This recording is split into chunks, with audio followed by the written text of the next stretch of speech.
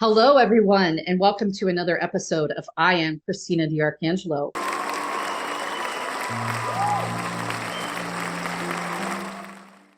I'm so excited for this episode. I know a lot of my episodes I say this, but I am really very thankful to have Elika on with me today to talk about all the things she's been doing because I think today's segment will bring a lot of patience, a lot of hope, and hopefully healing today. Welcome, Elika, to our podcast today. You. Thank you so much for having me.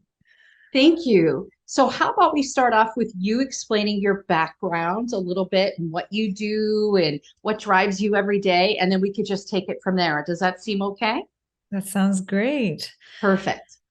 I grew up in a musical family. So my mom's a piano teacher and my father's a lover of all things music. And so I am a musician primarily. I'm also a professional organizer on the side when I have time. And I basically create music to uplift souls and uplift their day because life is so full of distractions and it can be really challenging to face the day with everything that comes at us. So my music, the goal of it is just to uplift and bring in a joyous mood. I So love it. I love it because that's how I found you was through your music initially on Instagram. I somehow you had come up in my browser for somebody that I would want to listen to or connect with or whatever. You know how that works. And right. I know that because of the analytics, because I own a tech company, I understand why things show up in my fear, if you will. And I think the reason why it did was because you're a Baha'i and I'm a Baha'i, if I recall correctly. I think it's something to do with that Mhm. because that's how it showed up. And so I started listening to your music. And then, if you recall, I reached out to you because you're a Baha'i. And I was like, this is so awesome to have met another Baha'i person, right? Because it's not like we have hundreds and thousands. So we're all over the world, but it's not like other religions where it's very common practice, right? To run That's into a Baha'i. Yeah, Instagram is a great way to connect with like-minded people and often I'm communicating with new friends, not only Baha'is, but I have met incredibly spiritual people on Instagram that I connect with almost on a daily basis. So I'm really glad that we were able to connect on there. Me too. And then we figured out that you knew my adopted Persian parents that I talk about sometimes that are from the West Coast. And so once we made that correlation, I was so excited because I love everybody that I have met through Farhad and Lily and their family, because I've been in their family, if you will, since 2005. And that was how I learned about the faith initially was because of them, because I was out in San Francisco working with Farhad, ironically, at one of our biotech companies that we work together. And he asked me for dinner to go with his family. And okay, I accepted and I went. And I'm so thankful I had because once I went and I met them, I met Lily and I met Tammy because Rod was down in LA working for a pretty big fashion industry as like one of the top finance guys. He's really smart.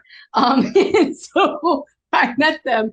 And so then I started like hanging out with the Redwood City Baha'is through Farhad and Lily. So that's how I started learning about also the Persian culture, which I love. I love.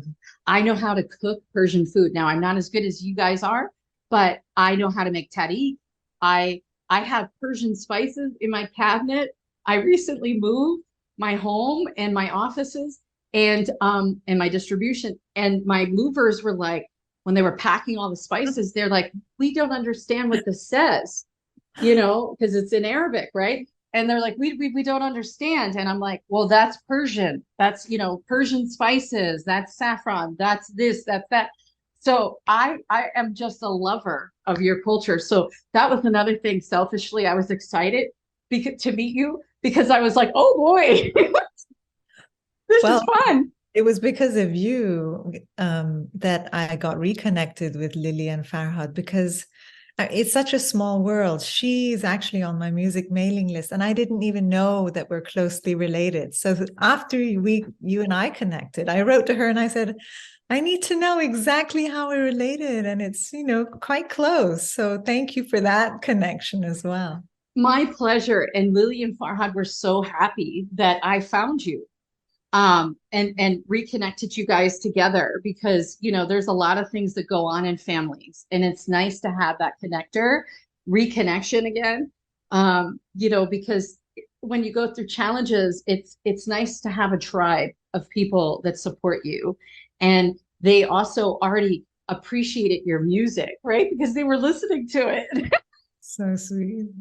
Small world, really. It's so awesome. So tell us a little bit about what inspires you when you're working on your drafting of your music, when you're composing your music. What inspires you? Well, I can share my latest video and composition that I've been working on, because it's about 10 Baha'i women who sacrificed their lives for their beliefs 40 years ago in Iran. And they were asked to recant their faith. And if they did so, they would be spared. Their lives would be spared, but they did not. Despite all the pressure, they were martyred. So the latest video that I'm working on and music is in honor of these 10 women. And it's actually a campaign that's happening around the world called Our Story is One. And so I wanted to contribute something really meaningful to honor their lives and remember them for their steadfastness and their courage. So Mm-hmm. these women really inspired me to just live more fully and more courageously.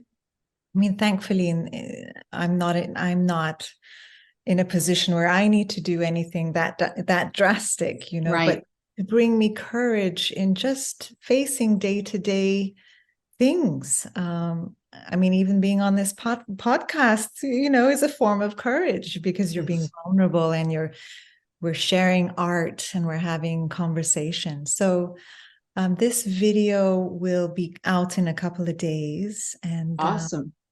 so individuals usually inspire me. I turn to the Baha'i writings for inspiration. Mm-hmm. I set a lot of the Baha'i prayers on different themes, like Mm-hmm. healing, for example. There's a beautiful long healing prayer, and I set it to music for one of my dear friend's son who had cancer. He was 19 years old. And also for my nephew who needed heart surgery, I decided to set this prayer to music, which normally I would never have the courage to do because it's really long. It's 19 minutes Wow. song. And so that took a lot of courage. But that prayer has a lot of power, and I just felt it was really important to put it out in the world so that others could use it for their own. Mm-hmm. I love that. I love that message of healing, because, since the pandemic, we have all kind of gone through multiple things, whether we got COVID, we have lost people who have had COVID, we're stuck in a location because of COVID and we can't go back to our home country. There's a lot of things. There's financial implications that happen because of COVID. There was the isolation that occurred because of COVID. So there's so many things, right, that we have to heal from as a community across the world. And also the fact that we have seen what has been happening in Iran, especially. I'm not Persian, but because I have, adopted family that is Persian, I have been watching it very closely, because obviously I'm a woman too, and I believe that we should have the right to speak about what we think and share our beliefs, as long as it's not damaging. Like, we're slandering someone, or we're, being grievance stricken by like doing things that are demonic. That's a different story. But speaking up for yourself, especially women's rights, that's something that we're lucky enough, because we're where we are in the world, in the United States, that yes, we still have issues as women. There is still a glass ceiling. However, these women have given up their lives for the cause. And I had someone on my show not too long ago. It was probably a couple of months ago or so. She's also a Persian woman who is living, she left Iran and is living in Germany. She's a clinical researcher. Her name is Shabam.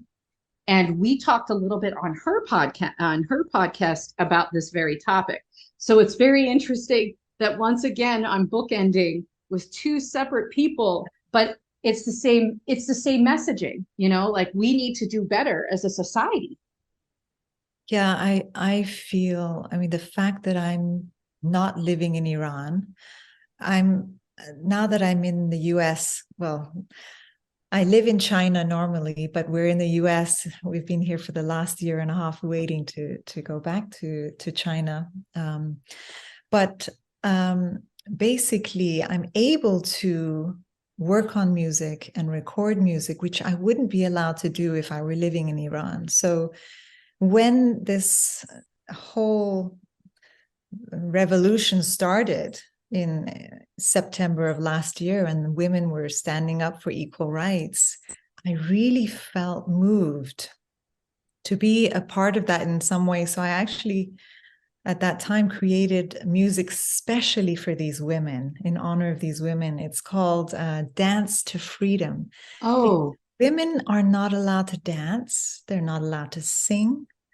And they're not allowed to ride bicycles. There are many prohibitions. And I just felt moved that I have the freedom, to wear what I want to wear, to sing and share that with others. So, and the video that comes with the music is of women from different cultures around the world dancing in their traditional clothing.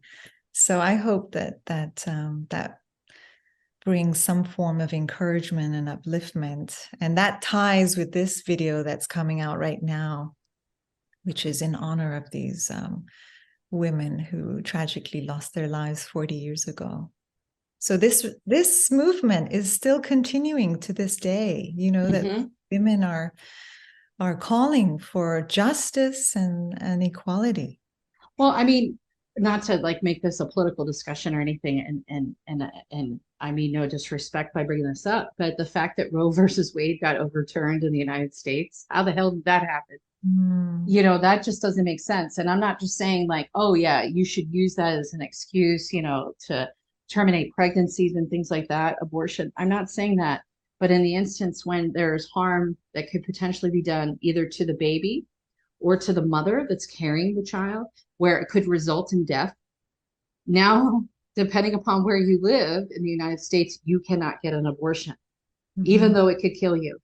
And I know that for Pennsylvania, we're a safe harbor state. So we still are able to get abortions. But what they do not talk about is how long it takes you to get approval, because at a hospital level. So the hospital has to speak with their legal department. Can you believe this?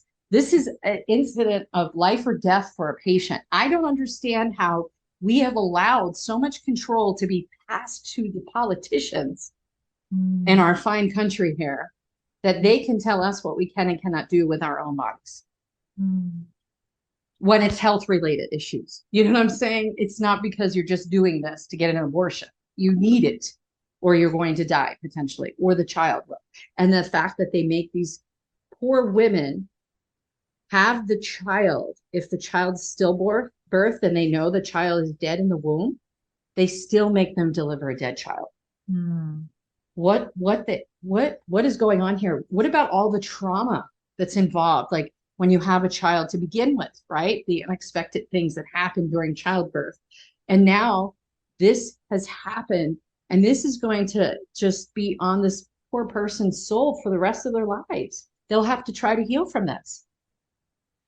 Well, I think as Baha'is, we believe that the world it's in a turbulent stage right now, and there's a process of disintegration happening so that the process of integration can happen. So the world is crumbling, and a new system needs to happen with, instead.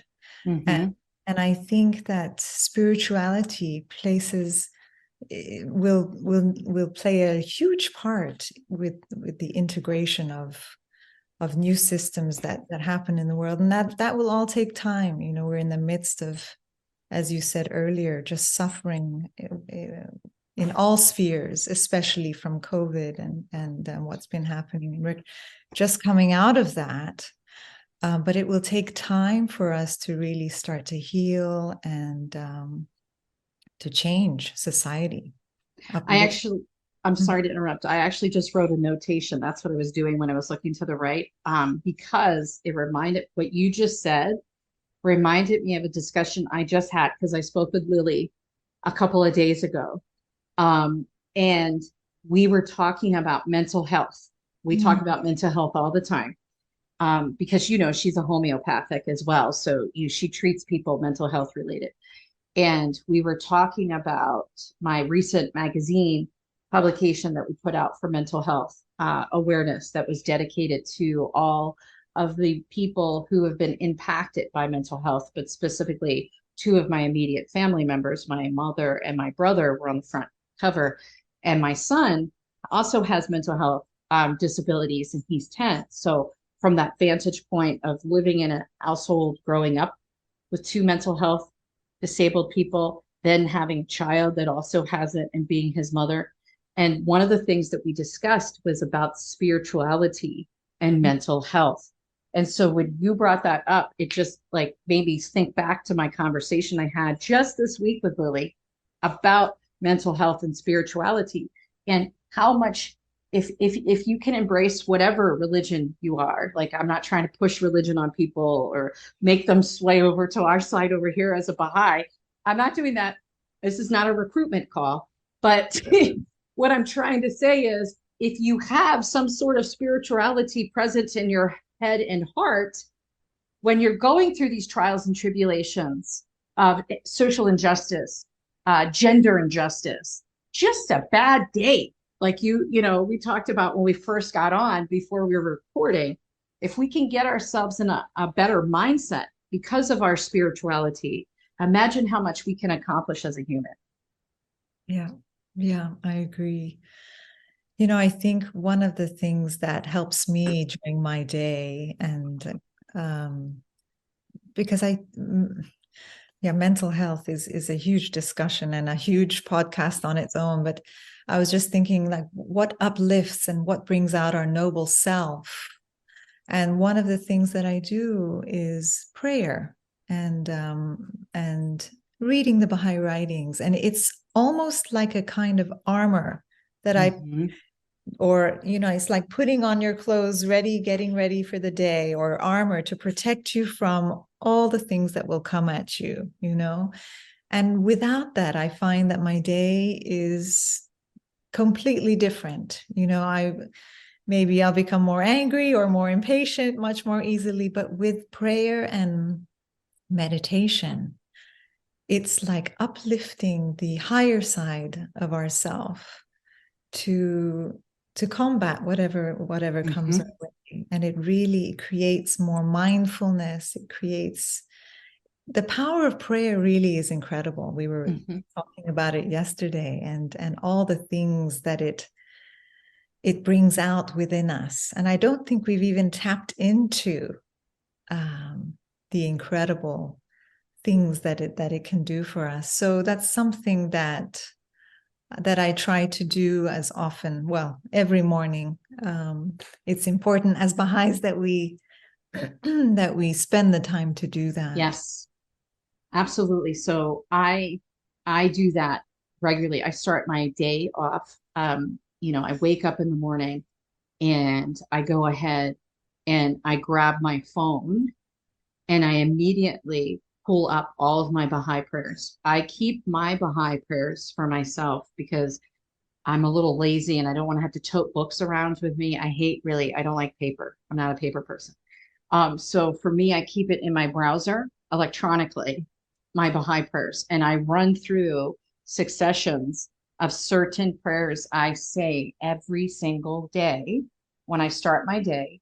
And then sometimes in the middle of the day, if I've had a bad day, and so to your point, things happen. Sometimes, I had a challenging situation yesterday where I had to let someone go. And I don't like to do that, right? Because we're a family.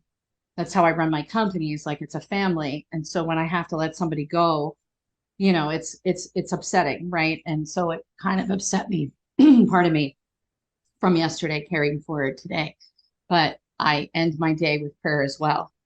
Yes. And I really try to meditate through the end of my day, because the morning of my day, I could allow some more time, but it's hard because I'm a single mom and I have multiple companies. And then I have two puppies on top of my kid. So we're responsible that are, like my children. So I don't have as much time in the morning, but nighttime I do. And I make sure that at nighttime, I take that time to really reflect on things. And it has helped me so much, prayer.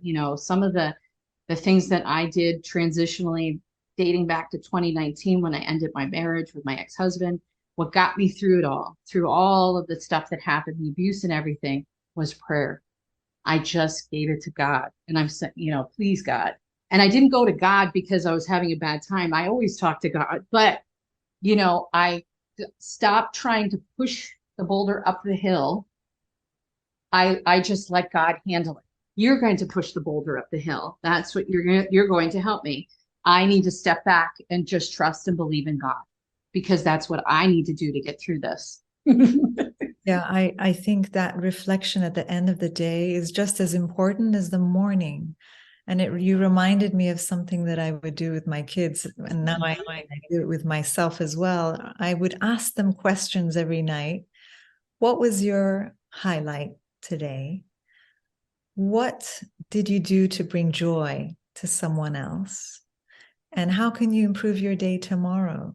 Mm-hmm. So the process of reflection, I think, is really helping refine ourselves so that we can do better day by day. And I think reflection, prayer, and meditation is hugely important. I love that. I love that you do that with your kids. So like my son, when he would get home from school, he would get home at 4 o'clock in the afternoon. And I always carve time out for my schedule so that when he gets off the bus, we have an immediate meeting, if you will. How was your day? What was the best point of your day? What could you have done better? The same type of stuff. I do it right when he comes out of school because now he's off, for the summer, but we'll still do this, right? Because I think it's important. I love that you do this because I think it's important that kids have that reflective ability, but also accountability, right? Because our kids are not perfect. They're going to do things. And even though they're being raised with a spiritual center, very important center, as our religion, there's going to be times where things don't happen the way you would want it to happen. And so what could you have done better? So you're taking accountability. So you're not doing this again, 5 days down the road or whatever. Yeah, and I think it's also the focus on personal transformation. I wanted the kids from a young age to think about personal transformation, but also service to their community. Mm-hmm. How are you bringing joy to someone? So it's not only about the self, but it's how are we giving back to the community? What are we doing to serve others? I love that. I love that. And, not all schools, believe in that concept. The school district that my kid goes to, it's public, it's not private. They believe in service. So we get emails as parents, do you want to sign your kid up to do this or that? So recently, before school ended, they had a sidewalk chalk. It was Mental Health Awareness Month. So obviously there's a lot of, focus on mental health awareness, especially at a school level age, because these poor kids go through the ringer as it relates to education. and also how other kids interact with these kids. It's difficult, right? It's a different time now for our kids than it was when we were kids growing up. And so this school sent an email and said, hey, we're going to be doing art, sidewalk talk art for mental health awareness. So if your child wants to sign up to do this after school, they can, and they had a cap of so many kids or whatever. And I asked my son, if you want, Christian, do you want to do this? And he was like, yeah, mom, because he's been being raised since he was a, infant, that he's Bahá'í. So he understands about service. And when he was a little chicken, 2 or 3 years old, he was going to fundraisers for my nonprofit, which was in honor of my father. So he's had service since the beginning. So I love that service-centered heart, because that's what we are supposed to be as humans, is to give back. And you do it every day with your music and everything you do, your prayer, your connection with others, the fact that you reach out to people wholeheartedly. I've seen it on Instagram. So I know how you are. Like, I haven't known you for years, for God's sakes, but I've seen and observed how you really try to help people purely. Thank you. I feel truly blessed to do what I love to do every day and to connect with people daily about just the challenges they're going through. And I feel honored to be able to just be in touch and allow people to be vulnerable with what they're going through. Because I think, we know we are one. Mm-hmm. We believe we're one family. And if we're not concerned about our brothers and sisters, then what are we here for, Mm-hmm. And so I remind myself daily that we are here really to bring joy to others and uplift spirits. I remember a few months ago, my mom was going through lung cancer and she was healing from it. I was assisting her while she was going through treatment. And there were moments that were really difficult, that were really challenging. And I remember one morning thinking, Elika, all you need to do is bring your mom joy. That's your job right now. She's going through challenges and having a really difficult time, even though she hardly ever complained. But there were moments that she wouldn't eat, or she didn't have strength to get up. And, one feels really concerned and worried, and we react. But in those moments, and this is again through prayer, reflection, and journaling, I would write and say, you just need to bring joy. And I think really that's what we're here for, to share love, to uplift other people so that they can reach their higher selves as well. I love that. I believe that our purpose here is really to develop the qualities of love, of patience, forgiveness, all of these beautiful qualities as much as we can in order to prepare us for when we depart from this world. Because like a baby in the womb that's developing its limbs, and so that those limbs can work in this world, in the same way, I think that our qualities are what we're developing in this world in order for us to use those in some way in the next. So I try to remind myself every day, okay, what are we working on today? I love that. Well, I love that you shared that with us today, because I think it's very important, for our listeners and viewers to think about these things. Because if you start your day off with mindfulness, like you just said, and ironically, I just had an article released on CEO World Magazine today about being more mindful as a CEO, right? Because it starts with us, right? As CEOs, and how everybody always talks, it's top down kind of thing. I was very, I've been thinking about a lot of various things, business wise and just in personal things, personal life. And so I wrote specifically about mindfulness, and it got published, and it just came out today. So it's really ironic that you're bringing this up, because it all ties together, and we didn't practice this, because it's always unscripted. But I really appreciate that lesson that you're sharing with everyone, because I think that if you kind of think about it in that way, like what is your intended purpose for today? And bringing joy to someone. It could be your neighbor. It could be you take their trash dumpster, down for them, right? Because the trash people were here, and you have an elderly neighbor, whatever it is, like whatever it is that you can do to bring joy to people is really, really integral to us as humans, I believe. Yeah, definitely. Yeah. Well, with that, we could talk forever. We went over a little bit. That's my fault. I apologize. But what we were talking about was so very important. And I really appreciate you taking time out of your day today to come and meet with us. My pleasure. It was really my joy. It was just so awesome. Thank you. Thank you, So Christina. it was my pleasure. The pleasure was all mine today. I was really looking forward to this today, because it's just always so nice to connect with people that are like-minded, because sometimes it's hard to find people like us out there in the world, because you kind of get stuck in situations where you don't always run into the same people as you. So thank you. So as we say in every episode, remember, we are the same. I am Christina DiArcangelo. Thank you for joining us today.